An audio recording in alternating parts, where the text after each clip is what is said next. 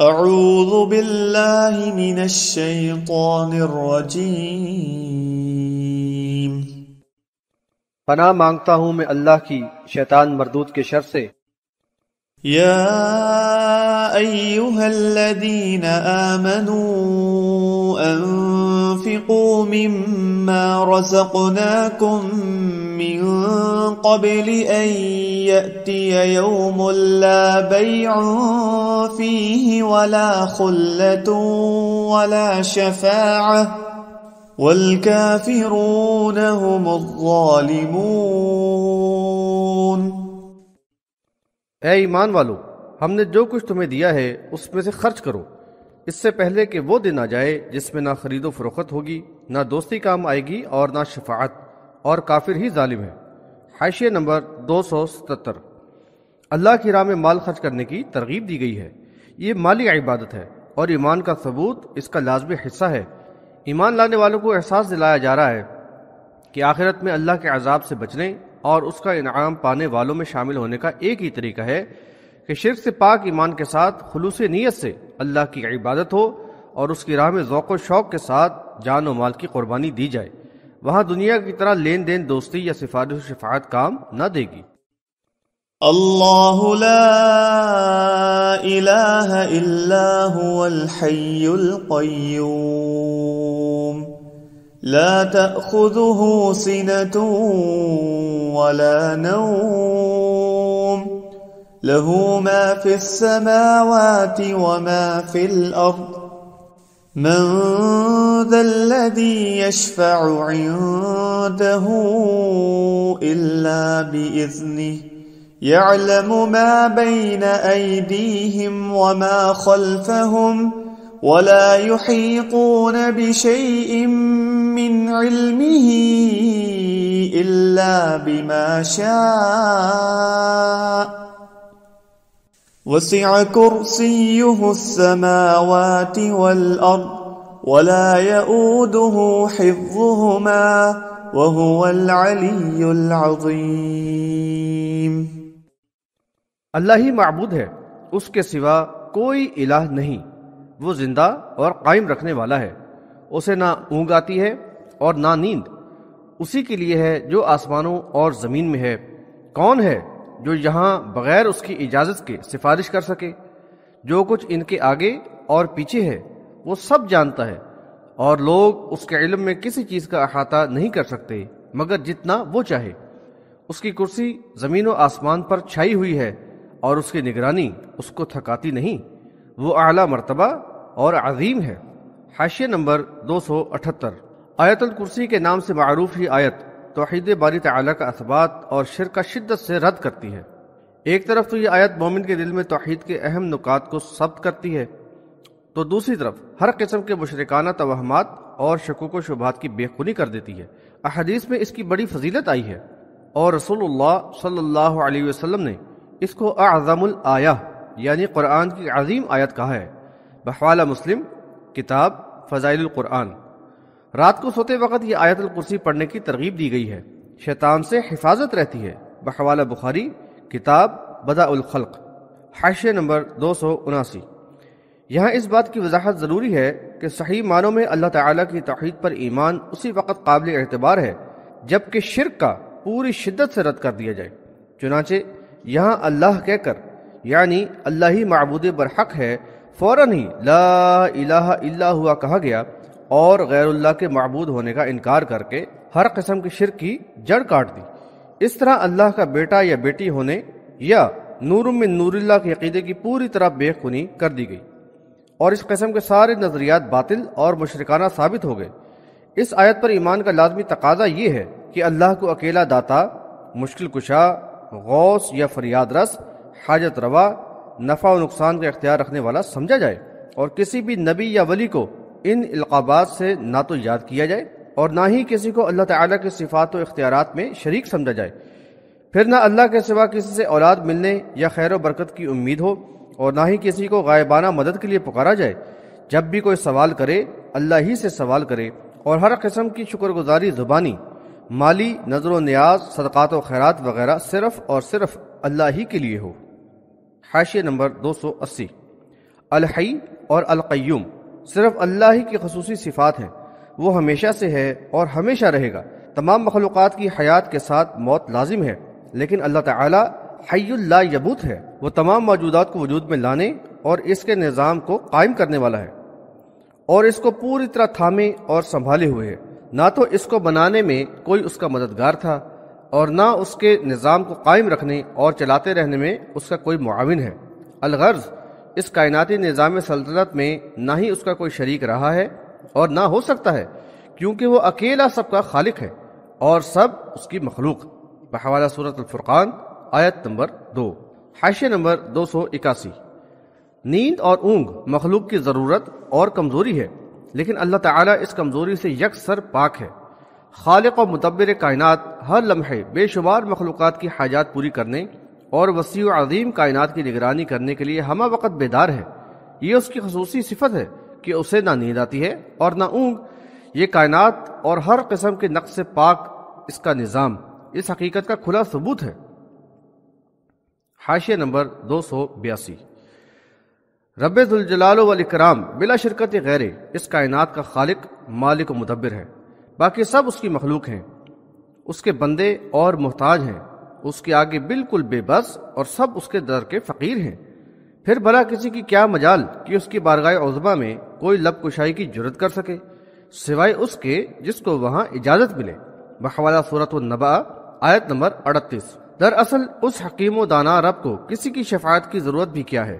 وہ تو حکیم و حاکم مطلق اور دانائے کل ہے، اور عظیم و بسیط کائنات کے ایک ایک ذرہ کا علم رکھتا ہے، دلوں کے حال تک سے واقف ہے۔ بھلا کون ہے جس کی شفاعت مالک الملک کے علم یا معلومات میں اضافہ کر سکے یا فیصلے میں معاون ہو؟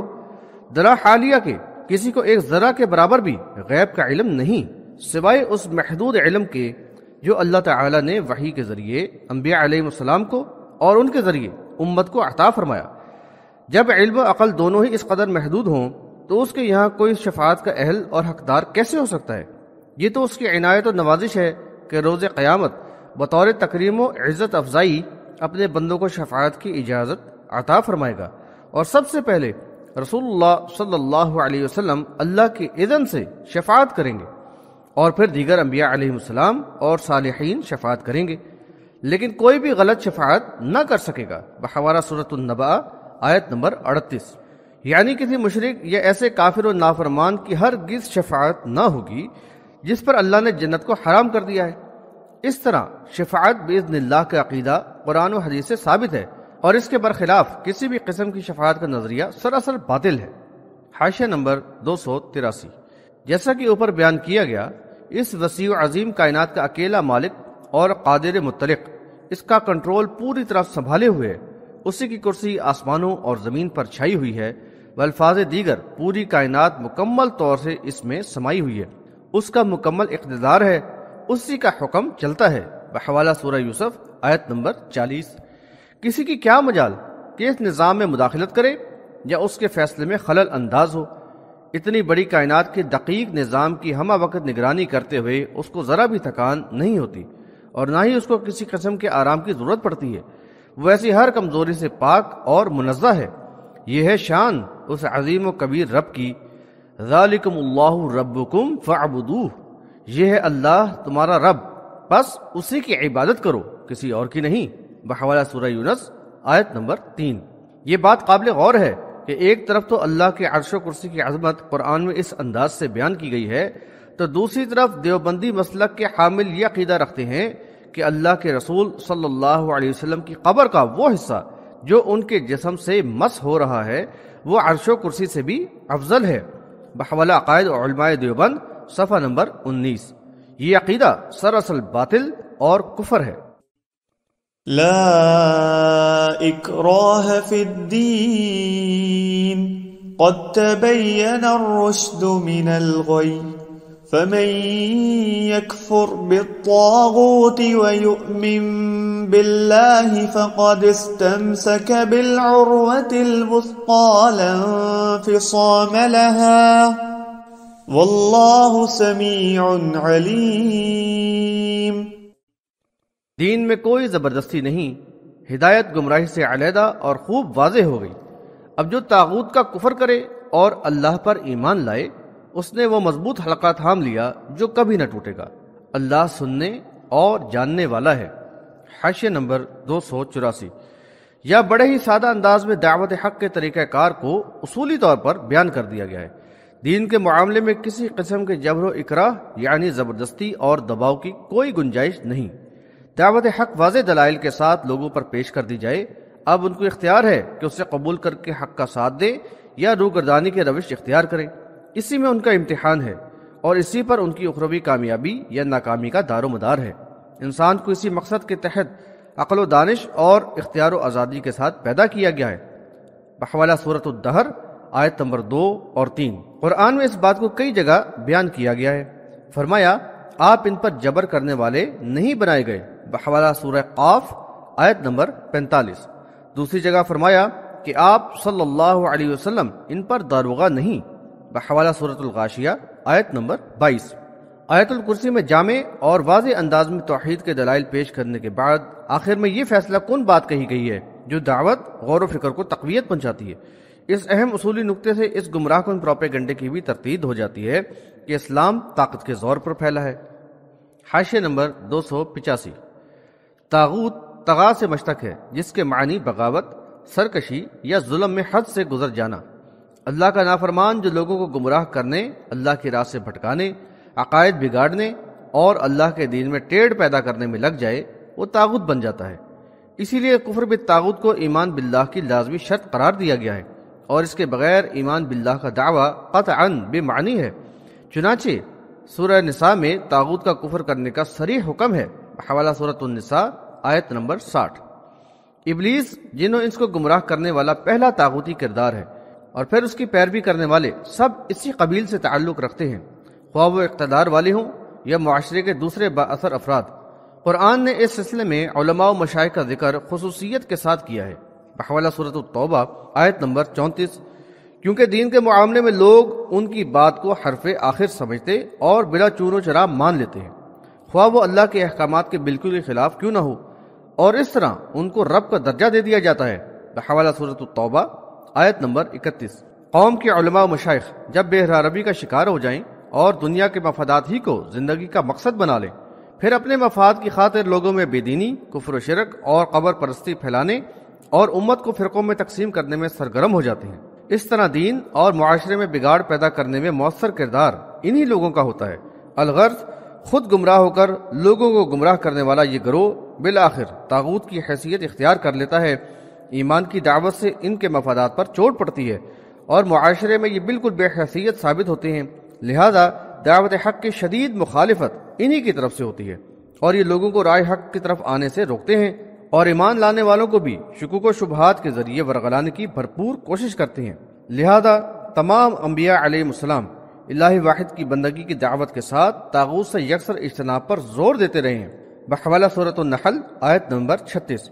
یہاں بھی ایمان والوں کو ہدایت کی گئی ہے کہ وہ اس طاغوتی گروہ سے برات کا اظہار کر کے قطعاً علیحدگی اختیار کر لیں۔ چنانچہ سورہ زمر میں اس بات کو صراحتاً بیان کیا گیا ہے، جن لوگوں نے طاغوت کی عبادت سے اجتناب کیا اور یکسوئی سے اللہ کی طرف رجوع کیا، انہی لوگوں کے لیے خوشخبری ہے، تو میرے ان بندوں کو بشارت دے دو، بحوالہ سورۃ الزمر آیت نمبر 17۔ یہ بات ذہن نشین کر لی جائے کہ طاغوت سے محبت و وابستگی اور اس کی پیروی دراصل اس کی عبادت ہی ہے، جیسا کہ سورۃ الزمر کی محولہ آیت کے الفاظ ان یعبدوہا سے ثابت ہوتا ہے۔ لہذا طاغوت سے نفرت اور مکمل براءت و اجتناب ایمان میں یکسوئی کے لیے شرط لازم قرار دی گئی ہے۔ اللہ ولی الذین آمنوا یخرجهم من الظلمات الى النور والذین کفروا اولیاؤهم الطاغوت یخرجونهم من النور الى الظلمات اولئک اصحاب النار هم فیہا خالدون۔ اللہ ایمان والوں کا کارساز ہے، وہ ان کو تاریکیوں سے روشنی میں نکال لاتا ہے، اور جنہوں نے کفر کیا ان کے دوست طاغوت ہیں جو انہیں روشنی سے نکال کر تاریکیوں میں لے جاتے ہیں، یہ لوگ جہنمی ہیں اور ہمیشہ اسی میں رہیں گے۔ حاشیہ نمبر 286۔ اللہ تعالیٰ ایمان کا ذوق رکھنے اور ایمان لانے والے کا حامی و ناصر ہوتا ہے، قبول حق کے لیے ان کا سینہ کھول دیتا ہے، بحوالہ سورۃ الزمر آیت نمبر 22، اور قلب و ذہن کو نور ہدایت اور ایمان کی محبت سے معمور کر دیتا ہے۔ اس روشنی میں اس کو ایمان کے معاملات اور کتاب اللہ کے حقائق کا شعور اور ادراک ہو جاتا ہے۔ وہ زندگی کے مقصد کو پہچان لیتا ہے اور آخرت کی جواب دہی پر اس کو پورا یقین اور اس کا شدید احساس ہو جاتا ہے۔ پھر ہر قسم کی آزمائش برداشت کرنا اس کے لیے آسان ہو جاتا ہے۔ حق و باطل کی کشمکش اور جاں گسل آزمائش میں اسے مسلسل رب کی طرف سے ہدایت اور تقویت قلب کی غذا کتاب اللہ کی آیات کے ذریعے فراہم ہوتی رہتی ہے۔ دین حق سے محبت اور باطل سے نفرت شدید سے شدید تر ہوتی رہتی ہے، اور رائے حق کی دشواریاں اور قربانیاں سچے اور مخلص مومن کے لیے آسان ہو جاتی ہیں۔ حاشیہ نمبر 287۔ ایمان والوں کا جو تعلق اپنے رب سے ہوتا ہے، طاغوت سے محبت کرنے والوں کا عقیدت اور پیروی کے لحاظ سے ویسا ہی تعلق ان طاغوتی عناصر یعنی مولویوں اور پیروں کے ساتھ ہوتا ہے، جن کی اندھی محبت و عقیدت میں وہ اس انتہا کو پہنچ جاتے ہیں کہ بس انہی کو اپنا ولی، رہنما اور سب کچھ ہی سمجھ لیتے ہیں، اور ان کی ہر جائز و ناجائز بات کو بے چون و چرا مان کر ان کی اندھی پیروی ہی کو دین سمجھتے ہیں۔ یہ طواغیت بے باکانہ ان کا مال بھی لوٹتے ہیں اور پوری طرح گمراہ کر کے کفر و شرک کے اندھیروں میں بھٹکتا چھوڑ دیتے ہیں۔ مردہ پرستی، قبروں اور آستانوں سے والہانہ عقیدت، مزاروں پر عرس و میلے، چادریں چڑھانا، نذرانے پیش کرنا، مزاروں پر جبیں سائی اور پھیرے، اور قرآن و حدیث کے بجائے ملفوظات و حکایات اور صوفیانہ اذکار و اشغال ہی ان کا ذوق دینداری بن جاتا ہے، اور اسی کو دنیاوی خیر و برکت اور اخروی فلاح کا ذریعہ سمجھ لیتے ہیں۔ ان بد نصیبوں کا دائمی ٹھکانہ جہنم ہی ہے۔